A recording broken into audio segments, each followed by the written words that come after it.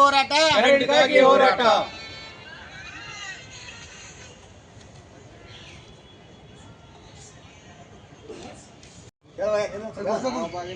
Sir माताड्ರಿ बोलो भारत माता की ಏತಕ್ಕಾಗಿ ಹೋರಾಟ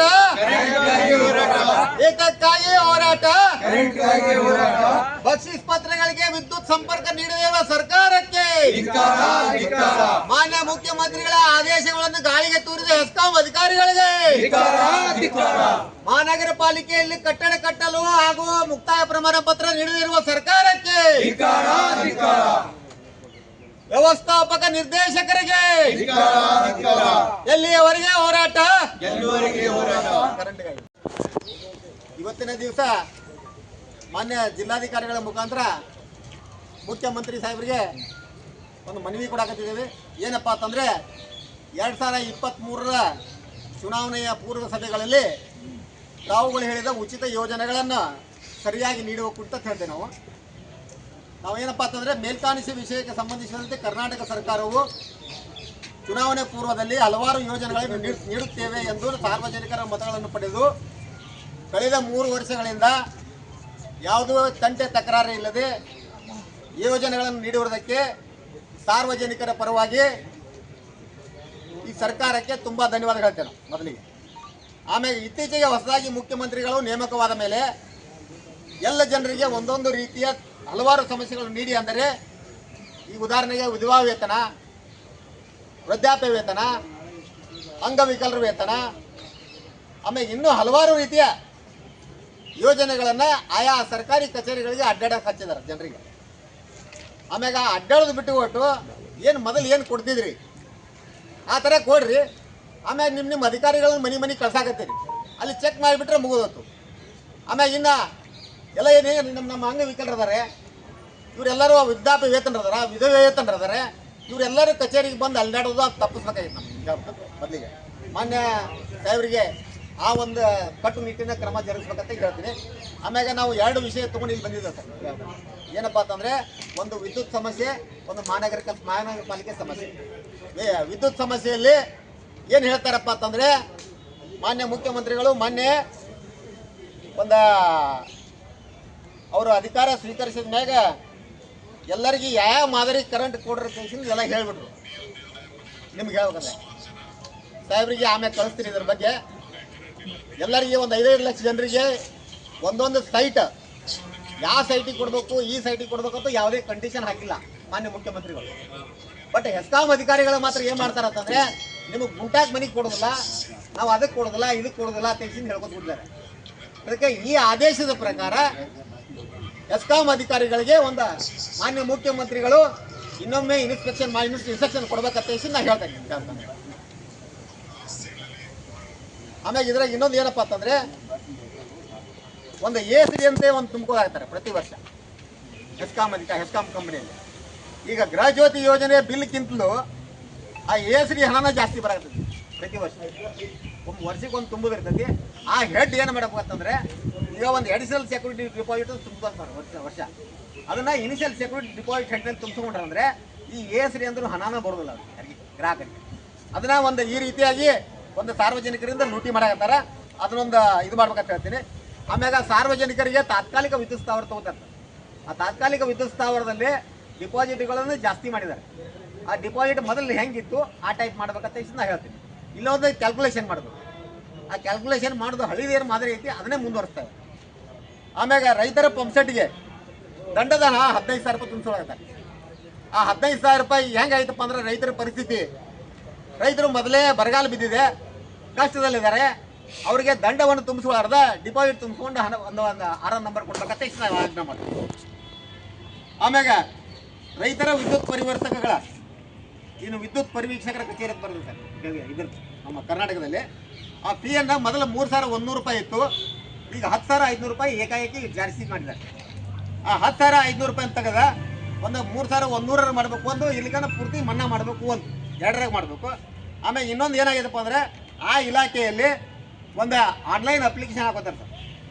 ಆನ್ಲೈನ್ ಅಪ್ಲಿಕೇಶನ್ ಹಾಕೋ ಹೊತ್ನಾಗ ಎಲ್ಲ ಫೀಸನ್ನು ತುಂಬಿಸ್ಕೋತಾರೆ.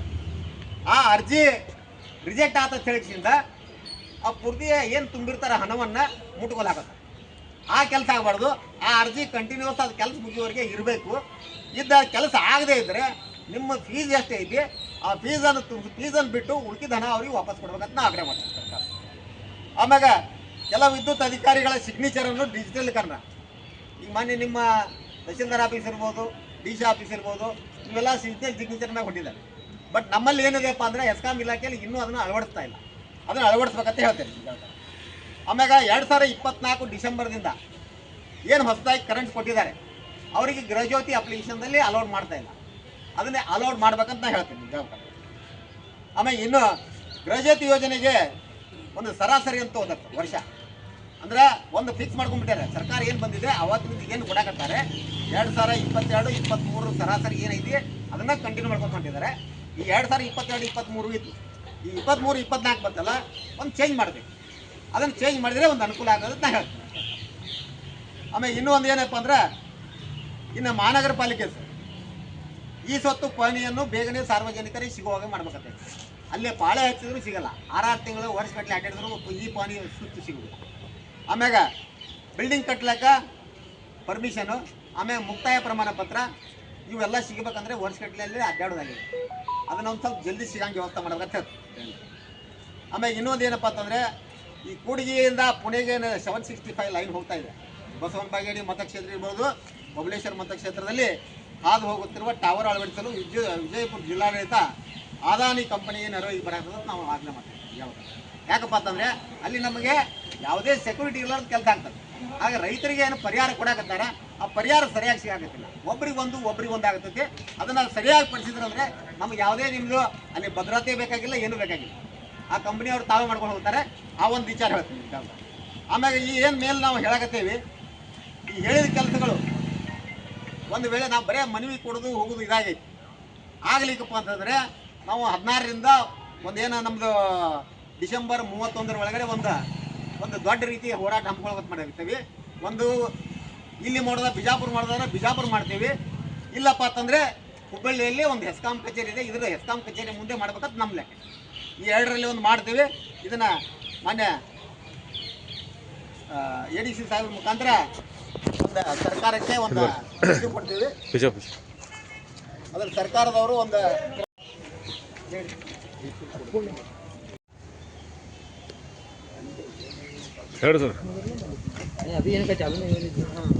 ಜಿಲ್ಲಾಧಿಕಾರಿಗಳ ಕಚೇರಿ ಮುಂದೆ ಈ ಸಾರ್ವಜನಿಕರಿಗೆ ಕರ್ನಾಟಕ ರಾಜ್ಯದಲ್ಲಿ ಸಾರ್ವಜನಿಕರಿಗೆ ವಿದ್ಯುತ್ ಸಂಪರ್ಕ ನೀಡುವ ಸಲುವಾಗಿ ಒಂದು ಹೋರಾಟವನ್ನು ಹಮ್ಮಿಕೊಂಡಿದ್ದೇವೆ. ಇಲ್ಲಿ ಏನಪ್ಪ ಮಾನ್ಯ ಮುಖ್ಯಮಂತ್ರಿಗಳು ಒಂದು ಪದವಿಯನ್ನು ಸ್ವೀಕಾರ ಮಾಡಿದ ಮೇಲೆ ಎಲ್ಲರಿಗೆ ಕರೆಂಟ್ ಕೊಡಬೇಕಂತ ಹೇಳಿ ಒಂದು ಆದೇಶ ಮಾಡಿದರು. ಆಮ್ಯಾಗ ಅದನ್ನೆಲ್ಲ ಹೇಳಿದ್ದಾರೆ. ಆ ಆದೇಶವನ್ನು ಎಸ್ಕಾಂ ಅಧಿಕಾರಿಗಳು ಯಾವುದೇ ಒಂದು ಆ ಜಾಗ ಕೊಡುದಿಲ್ಲ, ಈ ಜಾಗ ಕೊಡುದಿಲ್ಲ, ಕುಂಟು ನೆಪ ಹೇಳ್ತಾ ಸಾರ್ವಜನಿಕರಿಗೆ ಅನ್ಯಾಯ ಮಾಡಕತ್ತಾರೆ. ಆದ ಕಾರಣ ನಾನು ಸರ್ಕಾರಕ್ಕೆ ಆಗ್ರಹಪಡಿಸುವುದು ಏನಂದರೆ ಎಲ್ಲ ಮಾದರಿಯ ಜನರಿಗೆ ವಿದ್ಯುತ್ ಸಂಪರ್ಕ ಕೊಡಬೇಕು. ಆಮೇಲೆ ಇನ್ನೂ ಹಲವಾರು ವಿಚಾರಗಳಿದಾವೆ. ಏನಪ್ಪ ಅಂದರೆ ಪ್ರತಿ ವರ್ಷ ASD ಅಂತ ಕಟ್ಸ್ಕೋತಾರೆ ನಮ್ಮ ಎಸ್ಕಾಂ ಇಲಾಖೆಯಲ್ಲಿ. ಆ ASD ರೈತ ಭಾರತ ಪಕ್ಷದಿಂದ ನಾವು ಈ ಒಂದು KEB ಬಗ್ಗೆ ವಿದ್ಯುತ್ ಮಂಡಳಿ ಬಗ್ಗೆ ಒಂದು ಹೋರಾಟ ಹಮ್ಮಿಕೊಂಡಿದ್ದೆವು. ಸರಿಯಾದ ವ್ಯವಸ್ಥೆ ಇಲ್ಲ. ಈ ಗುಂಟಾ ಪ್ಲಾಟ್ನಾಗ ಇದ್ದವರಿಗೆ ಮೀಟರ್ ಕೊಡೋಂಗಿಲ್ಲ, ಗುಂಟಾ ಪ್ಲಾಟಿಗೆ ನಮಗೆ ಸಂಬಂಧ ಇಲ್ಲ ಅಂತ ಹೇಳುವಂಥ ಅಧಿಕಾರಿಗಳಾಗಿಬಿಟ್ಟಾರ. ಮುಖ್ಯಮಂತ್ರಿಗಳು ಏನೋ ಭಾಷಣ ಮುಖಾಂತರ ಯಾವುದೋ ಒಂದು ಘೋಷಣೆ ಮಾಡ್ತಾರೆ, ಬರೀ ಘೋಷಣೆ ಮಾಡಿದ್ರೆ ನಡೆಯಂಗಿಲ್ಲ. ನೀವು ಪ್ರತಿಯೊಂದು ಕಚೇರಿಗೆ ನೀವು ತಲುಪಿಸ್ಬೇಕು, ಅದನ್ನು ಹೊರಗಡೆ ಬೋರ್ಡ್ ಹಾಕ್ಬೇಕು. ಅವರು ಮುಖ್ಯಮಂತ್ರಿಗಳು ಹಿಂಗೆ ಹೇಳಿದಾರೆ, ಹಿಂಗೈತೆ ಅಂತೇಳಿ ಯಾವ ಕಚೇರಿಯಲ್ಲಿ ಇದಿಲ್ಲ. ಅದಕ್ಕೆ ಗುಂಟಾ ಪ್ಲಾಟ್ನಾಗ ಇದ್ದಾಗ ಬಂದಿದ್ದವ್ರಿಗೆ ನೀವು ಇಲೆಕ್ಷನ್ ಮುಖಾಂತರ ಇಲೆಕ್ಷನ್ ಟೈಮ್ದಾಗ ಹೋಗ್ತಿರಲ್ಲ, ಎಲ್ಲ ರಾಜಕೀಯ ಪಕ್ಷವರು ಇಲೆಕ್ಷನ್ ಟೈಮ್ದಾಗ ಅಟ್ಟ ಹೋಗ್ತಾರೆ ಹೊರತಕ್ಕೆ. ಈ ಉಳ್ಕಿ ಟೈಮ್ದಾಗ ಅವ್ರತಕ್ಕೆ ಹೋಗಲ್ಲ. ಗುಂಟಾ ಪ್ಲಾಟ್ದವ್ರ ಸಮಸ್ಯೆಗಳು ಎಷ್ಟು ಅದಾವು, ಆ ಗೃಹ ಜ್ಯೋತಿ ಸಮಸ್ಯೆ ಐತೈತಿ, ವಿಧವಾ ವೇತನ ಪೆನ್ಷನ್ ಎಷ್ಟು ಸಮಸ್ಯೆ ಐತಿ, ಅಂಗವಿಕಲರು ಎಷ್ಟು ಸಮಸ್ಯೆ ಐತಿ, ಇವು ಯಾವ ಸಮಸ್ಯೆಗೆ ಸ್ಪಂದನೆ ಮಾಡಂಗಿಲ್ಲ. ಇವತ್ತು ಉಸ್ತುವಾರಿ ಮಂತ್ರಿಗಳಿದ್ದಾರೆ. ಇವತ್ತು ಯಾಕೆ ಇಂಥ ಸಮಸ್ಯೆಗಳು ಆದಂಥ ನೀವು ಮೀಟಿಂಗ್ ಕರೆದವ್ರನ್ನ ಯಾಕೆ ನೀವು ತರಾಟೆ ತಗೊಳಂಗಿಲ್ಲ, ಏನು ಕೆಲಸ ಮಾಡಿರಿ ಅಂತ ಕೇಳಂಗಿಲ್ಲ. ಉಸ್ತುವಾರಿ ಮಂತ್ರಿಗಳಿಗೆ ನಾವು ಮನವಿ ಮಾಡ್ಕೊತೀವಿ. ಉಸ್ತುವಾರಿ ಮಂತ್ರಿಗಳು ಇವತ್ತು ಕರಿಬೇಕು ಅವ್ರನ್ನ. ಎಲ್ಲ 8 ಶಾಸಕರು ಇಂಥ ವಿಷಯಗಳಿಗೆ ನೀವು ಕರಿಬೇಕು. ಒಬ್ಬೊಬ್ಬ ಶಾಸಕ ಒಂದೊಂದ್ಸಲ ನೀವು ಮೀಟಿಂಗ್ ಕರೀರಿ, ಉಸ್ತುವಾರಿ ಮಂತ್ರಿ ಒಂದ್ಸಲ ಕರೀಲಿ, ನಿಮ್ಮ ಕ್ಷೇತ್ರದ ಅನುಗುಣವಾಗಿ ನೀವು ಕರೀರಿ, ಕರೆದವ್ರ ಬಗ್ಗೆ ಕೇಳ್ರಿ. ಬೇರೆ ಬೇರೆ ವಿಷಯಗಳದಾವು. ಇವತ್ತು ಎಲ್ಲ ಪ್ರತಿಯೊಂದು ವಿಷಯಗಳಿಗೆ ನೀವು ಸ್ಪಂದನೆ ಇಲ್ಲ. ಸರ್ಕಾರ ಬಂದು 2 ತಿಂಗಳಾಯಿತು, ಸರ್ಕಾರ ಆಯಿತು ಅನ್ನೋ ನಮಗೆ ಗೊತ್ತಿಲ್ಲ.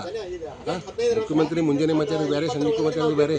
ಇಂಥ ಪರಿಸ್ಥಿತಿ ಒಳಗೆ ಈ 3 ವರ್ಷ ಹಿಂದೆ ಆದಂಥ ಒಂದು ಯೋಜನೆಗಳಿದ್ದು ಆ ಯೋಜನೆಗೆ ಸರಿಯಾಗಿ ಸ್ಪಂದನೆ ಇಲ್ಲ.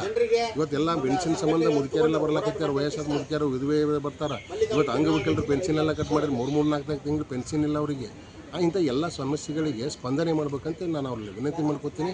ನಾನು ರೈತ ಭಾರತ ಪಕ್ಷದ ಜಿಲ್ಲಾ ಅಧ್ಯಕ್ಷ ಅನಿಲ್ ಇಕ್ರೆ ಒಂದು ಆಗ್ರಹ ಮಾಡ್ತೀನಿ. ಓಕೆ. ಇವತ್ತಿನ ದಿವಸ ಮೊನ್ನೆ ಅಪರ ಜಿಲ್ಲಾಧಿಕಾರಿಗಳ ಮುಖಾಂತರ ಮುಖ್ಯಮಂತ್ರಿಗಳಿಗೆ ಈ ವಿದ್ಯುತ್ ಸಮಸ್ಯೆ, ಮಹಾನಗರ ಪಾಲಿಕೆ ಸಮಸ್ಯೆ ಕುರಿತು ಮನವಿ ಪತ್ರ ಕೊಟ್ಟಿದ್ದೇವೆ. ಇದರಲ್ಲಿ ಏನಪ್ಪ ಅಂತಂದರೆ ಮಾನ್ಯ ಮುಖ್ಯಮಂತ್ರಿಗಳು ಒಂದು ಆದೇಶ ಮಾಡಿದರು. ಏನಪ್ಪ ಅಂತಂದರೆ 2400ರಿಂದ 2700 ಸ್ಕ್ವೇರ್ ಫೀಟ್ ತನಕ ಅವ್ರಿಗೆ ಕೊಡ್ಬಿಡ್ರಿ, ಇವ್ರಿಗೆ ಕೊಡ್ರಿ ಅಂತ ಏನೂ ಹೇಳಿಲ್ಲ ಅವರು ಮುಖ್ಯಮಂತ್ರಿಗಳು. ಮುಖ್ಯಮಂತ್ರಿಗಳ ಆದೇಶವನ್ನು ಪಾಲನೆ ಯಾವುದೇ ಹೆಸ್ಕಾಂ ಇಲಾಖೆ ಅಧಿಕಾರಿಗಳು ಮಾಡ್ತಾಯಿಲ್ಲ. ಆದ ಕಾರಣ ಮಾನ್ಯ ಮುಖ್ಯಮಂತ್ರಿಗಳನ್ನ ಹೇಳೋಕ್ಕೆ ಇಷ್ಟಪಡೋದು ಇಷ್ಟೇ, ನಿಮ್ಮ ಆದೇಶವನ್ನು ಯಾರು ಗಾಳಿಗೆ ತೂರ್ತಾ ಇದ್ದಾರೆ ಅವ್ರ ಮೇಲೆ ಕ್ರಮ ಜರುಗಿಸಿ ಒಂದು ಇದು ಮಾಡ್ಬೇಕಂತ ಹೇಳ್ತೀನಿ. ನಾವು ಹೇಳೋದು ಇಷ್ಟೇ, ವಿದ್ಯುತ್ ಇಲಾಖೆಯಲ್ಲಿ ಹಲವಾರು ಸಮಸ್ಯೆಗಳಿದಾವೆ. ಒಂದು ASD ಅಂತಿದೆ, ಆಮೇಲೆ ಇನ್ನೂ ಸಾರ್ವಜನಿಕರಿಗೆ ಗೃಹಜ್ಯೋತಿ ಕೊಡ್ತಾ ಇಲ್ಲ. ಈ ಡಿಸೆಂಬರ್ 2024ರಿಂದ ಏನು ಇಲ್ಲಿವರೆಗೆ ಇದೆ, ಹೊಸದಾಗಿ ಏನು ಕನೆಕ್ಷನ್ ತೊಗೊಂಡ್ರೆ ಅವ್ರಿಗೆ ಗೃಹಜ್ಯೋತಿ ಉಚಿತ ಸೇವೆ ಕೊಟ್ಟಿಲ್ಲ 200 ಯೂನಿಟ್. ಅದಕ್ಕೆ 58 ಯೂನಿಟ್ ಕೊಡ್ಬೇಕಂತ ಕಂಡೀಷನ್ ಇತ್ತು. ಅದು ಅರ್ಜಿ ಹಾಕಕ್ಕೆ ಹೋದ್ರೆ ಅರ್ಜಿನೂ ತೊಗೊಳ್ಳೋದಿಲ್ಲ. ಆದರೆ ಆದ ಕಾರಣ ಎಲ್ಲರಿಗೆ ಒಂದು ಏನು ಸಾರ್ವಜನಿಕರಿಗೆ ವಿದ್ಯುತ್ ಸಂಪರ್ಕ ಏನು ನೀವು ಕೊಟ್ಟಿರಿ 200 ಯೂನಿಟ್, ಅವ್ರಿಗೆಲ್ಲರಿಗೆ ಅಪ್ಲೈ ಆಗ್ಬೇಕಂತ ನಾನು ಹೇಳಕ್ಕೆ ಇಷ್ಟಪಡ್ತೀನಿ. ಸರ್, ಲಾಸ್ಟ್ ಟೈಮ್ ಸರ್ಕಾರದ ಗೆಜೆಟ್ನಲ್ಲಿ ಇದಲ್ಲ, ಗುಡ್ಡಗಳಿಗೆ ಕೊಡಬಾರ್ದು ಅಂತ ಯಾವುದೇ ಆದೇಶ ಇದ್ದಿಲ್ಲ. ಬಟ್ ಅದ್ರ ಸರ್ಕಾರಿ ಅಧಿಕಾರಿಗಳು ಯಾಕೆ ಪಾಲಿಸ್ತಿಲ್ಲ? ಏನಿಲ್ಲ ರೀ, ಅವ್ರಿಗೆ ಏನಾಗೈತೆ ಗೊತ್ತಾಗಲ್ಲ ನಮಗೂ. ನಿಮ್ಗೆ ಹೇಳ್ಬೇಕಂದ್ರೆ ಅಧಿಕಾರಿಗಳು ಯಾವ ರೀತಿ ಯಾಕೆ ಈ ರೀತಿ ಮಾಡಕತ್ತಾರ, ಏನು ಸುದ್ದಿ ಅನ್ನೋದು ಒಂದು ಗೊತ್ತಾಗ್ತಾ ಇಲ್ಲ. ಅಲ್ಲೇ ಬೆಂಗಳೂರು ಸೈಡಂತೂ ಎಲ್ಲ ಚಾಲೂ ಆಗಿದ್ದಾವೆ. ಇಲ್ಲಿ ನಮ್ಮ ಹೆಸ್ಕಾಂ ಏನು ವ್ಯಾಪ್ತಿ ಇದೆ 7 ಜಿಲ್ಲೆಯಲ್ಲಿ ಯಾರೂ ಅದಕ್ಕೆ ಮುಂದಕ್ಕೆ ಬರ್ತಾ ಇಲ್ಲ. ಆಮೇಲೆ ಏನು ಕೇಳಿದ್ರೆ ಏನು ಹೇಳ್ತಾರಪ್ಪ ಅಂತಂದರೆ, ಒಂದು ಸುಪ್ರೀಂ ಕೋರ್ಟ್ ಆದೇಶ ಐತಿ, ಆ ಆದೇಶದಾಗ ಮತ್ತೆ ನಮ್ಗೆ ನೌಕರಿ ಹೋಗ್ತೈತಿ, ಇದು ಹೋಗ್ತದೆ ತನ್ಕೋತ ಕೂತಾರೆ. ಅಲ್ಲಿ ಮತ್ತೆ ಮಾನ್ಯ ಮುಖ್ಯಮಂತ್ರಿಗಳೇ ಹೇಳ್ಯಾರ ಪೂರ್ತಿ ಕ್ಲಿಯರಾಗಿ. ಆ ಮಾನ್ಯ ಮುಖ್ಯಮಂತ್ರಿಗಳು ಹೇಳಿದ್ದ ಆದೇಶವನ್ನು ಇವರು ಉಲ್ಲಂಘನೆ ಮಾಡ್ತಾರೆ ಅಂತಂದರೆ ಮತ್ತು ಯಾವ ರೀತಿ ನಾವು ಸಾರ್ವಜನಿಕರಿಗೆ ಏನು ಮಾಡಬೇಕು? ಇನ್ನೂ ಹಲವಾರು ಜನರು ಕತ್ತಲೆಯಲ್ಲಿದ್ದಾರೆ. ಸರ್, ಇದು ಇತ್ತೀಚೆಗೆ ಪ್ರಾಬ್ಲಮ್ ಬಂದಿರೋ ಸಮಸ್ಯೆ ಇದು. ಇದಕ್ಕಿಂತ ಮುಂಚೆ ಇದ್ರೆ ಸಾಕಷ್ಟು ಮಂದಿ ಕೊಟ್ಟಿದ್ದಾರೆ, ಬಿಟ್ಟರೆ ಯಾವುದೋ ಆಧಾರ ಇಲ್ಲಾರದೆ. ಹಾಂ ರೀ, ಅವಾಗ ಮೊದಲು 2024ಕ್ಕಿಂತ ಮೊದಲು ಆಧಾರ್ ಕಾರ್ಡ್ ಕೊಟ್ಟರೆ ಕರೆಂಟ್ ಕೊಡ್ತೀವಿ. ಈಗ ಮೊನ್ನೆ ಏನು 2024ರಾಗ ಒಂದು ಡಿಸೆಂಬರ್ದಲ್ಲಿ ಒಂದು ಸುಪ್ರೀಂ ಕೋರ್ಟ್ ಆದೇಶ ಆಯಿತು. ಆ ಆದೇಶ ಆದಮ್ಯಾಗ ಒಟ್ಟು ಕೊಡೋಕೆ ಬಂದ್ ಮಾಡಿದರು. ಈಗ ಮೊನ್ನೆ ಹೊಸದಾಗಿ ಮುಖ್ಯಮಂತ್ರಿಗಳು ಆದಮ್ಯಾಗ DK ಶಿವಕುಮಾರ್ ಅವರು ಒಂದು 5 ಲಕ್ಷ, ಸುಮಾರು ಒಂದು 5 ಲಕ್ಷ ಜನರಿಗೆ ಈ ಯೋಜನೆ ಅನುಕೂಲ ಆಗಲಿ ಮಾಡಿದ್ದಾರೆ. ಬಟ್ ಈ ಯೋಜನೆ ಅನುಕೂಲ ಆಗಕ್ಕೆ ಇವ್ರು ಬಿಡ್ತಾ ಇಲ್ಲ ಅಧಿಕಾರಿಗಳು.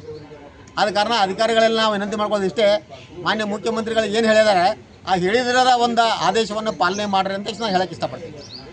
ಹೆಸ್ಕಾಂ ಇಲಾಖೆ ಸಮಸ್ಯೆ ಒಳಗಿದೆ, ಭಾಳ ಲಾಸ್ನಲ್ಲಿದೆ ಅಂತೇಳಿ ಹೇಳ್ತಾ ಇದ್ದಾರೆ ಅಧಿಕಾರಿಗಳು. ಬಟ್ ಇದು ಸಂಪರ್ಕ ಯಾಕೆ ಕೊಡ್ತಾ ಇದ್ದಿಲ್ಲ ಅವರು ಕರೆಕ್ಟಾಗಿ? ಅವ್ರ ಇಲಾಖೆಯನ್ನು ಅವರೇ ನಷ್ಟದ ಹಾಕೋಗ್ತಾರೆ. ನಿಮ್ಗೆ ಹೇಳ್ಬೇಕಂದ್ರೆ ಯಾಕಪ್ಪ ಅಂತಂದರೆ, ಏನು ಕರೆಂಟ್ ಇವರು ರೆಡಿ ಮಾಡ್ಕೊಳಕತ್ತಾರೆ, ಕರೆಂಟ್ ಇವರು ಮಾರಾಕಿಟ್ಟಾರೆ ಕಂಪ್ನಿ ಹೊರತಾಗಿ ಇಟ್ಕೊಂಡು ಇಡಾಕಿಲ್ಲ. ಈಗ ಗ್ರಾಹಕರಿಗೆ ಸಂಪರ್ಕ ಕೊಟ್ಟರಪ್ಪ ಅಂತಂದರೆ ಅವರು ಅಷ್ಟೇ ಏನಪ್ಪ ಅದು ಅವ್ರದ್ದು ಒಂದು ಲಾಭ ನಷ್ಟ ಅದ್ರಾಗ ಬರ್ತದೆ. ನಿಮ್ಗೆ ಹೇಳ್ಬೇಕಂದ್ರೆ ಈಗ ಎಷ್ಟು ಅವ್ರು ಸೇಲ್ ಮಾಡ್ತಾರೆ, ಆ ಸೇಲ್ ಮಾಡಿದ್ರ ಪ್ರಕಾರ ಇದಾಗುತ್ತೆ. ನಿಮ್ಗೆ ಹೇಳ್ಬೇಕಂದ್ರೆ ಇವ್ರು ಸೇಲ್ ಮಾಡ್ಲಾರ ಹಂಗೆ ಕೂತ್ರಪ್ಪ ಅಂದ್ರೆ ಕಂಪ್ನಿ ಲಾಸ್ ಬರೋದೇ ರೀ. ಈ ಹಿಂದೆ ಒಬ್ಬರು ಸುಂದರೇಶ್ ಬಾಬು ಅಂತ IAS ಆಫೀಸರ್ ಇದ್ದರು, ಹೆಸ್ಕಾಂ MD. ಅವ್ರು ಇದ್ದಾಗಿಂದ ಏನೋ ಒಂದು ಕಂಪ್ನಿ 600 ಕೋಟಿ ರೂಪಾಯಿ ಪ್ರಾಫಿಟ್ ಮಾಡಿ ಹೋಗಿದ್ರು. ಇಲ್ಲಿವರೆಗೆ ಯಾವ MD ಬೇಕಾದವ್ರು MD ಬಂದಾರೆ. ಯಾರೊಬ್ಬರು ಆ ಕಂಪ್ನಿಯನ್ನು 600 ಕೋಟಿ ರೂಪಾಯಿಗೆ, 500 ಕೋಟಿ ರೂಪಾಯಿಗೆ, 100 ಕೋಟಿ ರೂಪಾಯಿ ಪ್ರಾಫಿಟಿಗೆ ಬಂದಿಲ್ಲ. ಬರೀ ಸಾಲ ಮಾಡಕತ್ತಾರೆ ಹೊರತಾಗಿ, ಸಾಲ ಮಾಡಿ ಇಲಾಖೆಯನ್ನು ನಡ್ಸಕತ್ತಾರೆ ಹೊರತಾಗಿ ಕಂಪ್ನಿಯನ್ನು ಉದ್ಧಾರ ಮ್ಯಾಗ್ ತರಕ್ಕೆ ವಿಚಾರ ಮಾಡ್ತಾ ಇಲ್ಲ. ಇದಕ್ಕೆ ಅಧಿಕಾರಿಗಳ ನಿರ್ಲಕ್ಷ್ಯ ಕಾರಣ ಆಗ್ತದೆ. ಅಧಿಕಾರಿಗಳು ಯಾವ ರೀತಿ ಮಾಡಕತ್ತಾರಪ್ಪ ಅಂತಂದರೆ ಸರಿಯಾಗಿ ಸಮಸ್ಯೆ ಅದನ್ನು ಕಂಪ್ನಿ ಹೆಂಗೆ ನಡೆಸಬೇಕು, ಹೆಂಗೆ ಇದು ಮಾಡ್ಬೇಕು ಅನ್ನೋದು ವಿಚಾರ ಇಲ್ಲ ಅವರು. ಸರ್, ಇವತ್ತಿನ ಬೇಡಿಕೆಗಳಿಗೆ ಸರ್ಕಾರ ಇದು ಬೇಡಿಕೆಗಳಿಗೆ ಈಡೇರಲಿಲ್ಲ ಅಂದ್ರೆ ಈ ಬುದ್ಧಿ ಹೋರಾಟ ಯಾವ ಟೈಪ್ ಇರ್ತದೆ? ಈಗ ಏನಿಲ್ಲ ರೀ, ಈ ಬೇಡಿಕೆ ಈಡೇರಿಸಬೇಕು. ಬೇಡಿಕೆ ಈಡೇರಿಸಬೇಕಂದ್ರೆ ನಾವು ಏನೈತಿ ಒಂದು ಉಗ್ರವಾದ ಪ್ರತಿಭಟನೆ ಮಾಡೋಕ್ಕೆ ಚಾಲು ಮಾಡ್ತೀವಿ. ಈ ನಾಳೆ ಆಗಸ್ಟ್ 15ರಿಂದ ಒಂದು ದಿವಸ ನಾವು ಡೇಟ್ ಫಿಕ್ಸ್ ಮಾಡ್ತೀವಿ. ಅದೇ ಒಂದು ಲೆಟರ್ ಕೊಟ್ಟಿದ್ದೇವೆ ಸಾಹೇಬ್ರಿಗೆ. ಸರ್, ಇದು ಜಿಲ್ಲೆಯಲ್ಲಿ ಅಷ್ಟೇ ಮಾಡ್ತೀರಿ, ರಾಜ್ಯದ ಮಾಡೋ ಇಲ್ಲ, ಮೊದಲ ಇಲ್ಲೇರ ಮಾಡಬೇಕು, ಇಲ್ಲಿಗೆ ಹುಬ್ಳಿಗೇರ ಮಾಡ್ಬೇಕು ಅಂತ ಎರಡು ಲೊಕೇಶನ್ ಶಿಫ್ಟ್ ಮಾಡಾಕ್ತೇವೆ. ನಿಮಗೆ 20ನೇ ತಾರೀಕಿಗೆ ನಾವು ಫಿಕ್ಸ್ ಮಾಡ್ತೇವೆ ರೀ ಡೇಟ್. ಇಲ್ಲಿ ಮಾಡೋದಾದ್ರೆ ಇಲ್ಲಿ ಮಾಡ್ತೇವೆ, ಮತ್ತು ಅದಕ್ಕೆ ನಮಗೆ ಜಾಗ ಈಗ ಏನೈತಪ್ಪ ಅಂದ್ರೆ ಇಲ್ಲೇ ಜಿಲ್ಲಾಡಳಿತ ಕೊಡ್ಬೇಕಂತ ನಾವು ವಿಚಾರ ಕೊಡ್ತೀವಿ. ಹೆಸರು ಹೇಳಿ ಸರ್. ಮಲ್ಲಿಕಾರ್ಜುನ ಚಂಗಣ ಅಂತ ರೈತ ಭಾರತ ಪಕ್ಷ ರಾಜ್ಯಾಧ್ಯಕ್ಷ.